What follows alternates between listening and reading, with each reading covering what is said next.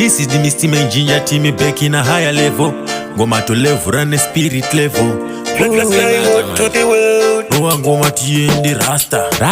Sunzai mukwende Mudunu Rachinzai makwende Dimomo Zinorowa rege Mashitopa genu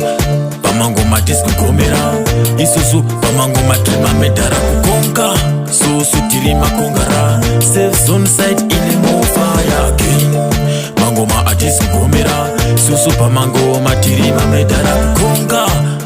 Tirima kongara Safe zone side ile mo fire Kubasa tino chopa Kuchopa ngoma kuita kunga Simon Chopa Sekore rino mangoma ifofa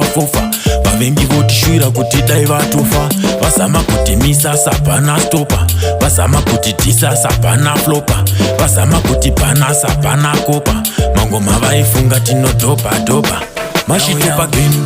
Papa mangoma tiskukomera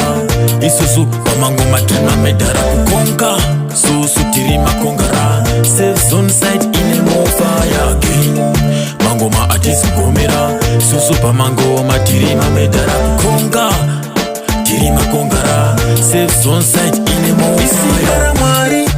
Kuhimba atiregi Kuimba hatineti Ngoma ticha deliver Swika vato believer Ngoma rinodzidzisa Dame dance of preacher Ghetto youth missile Aso Iwe ramba wakashinga One day zichaita Semurume Oto simba Me tell you straight Mashitopa genu Pamangoma tiskukomera Isusu Pamangoma trima medara kukonga Susu tirima kongara Safe zone side ile mo fire again Mangoma atiskukomera Susu pamangoma tirima medara kukonga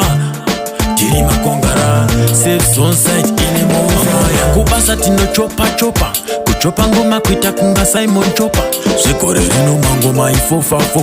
Bavengi voti shuira kutita ivatofa Basama kutimisa sapana stopa Basama kutitisa sapana flopa Basama kutipana sapana kopa Mangoma vaifunga tino dopa Mashitopa genu Papa mangoma tiskukomera Isusu pamangoma trima medara kukonga Susu tirima kongara Safe zone side ile mo fire again Mangoma atiskukomera Susu pamangoma tirima medara kukonga Tirima kongara Safe zone side ile mo fire Mashitopa genu Papa mangoma tiskukomera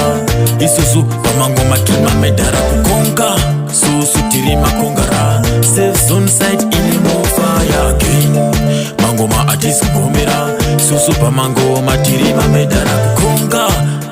Tirima kongara Safe zone side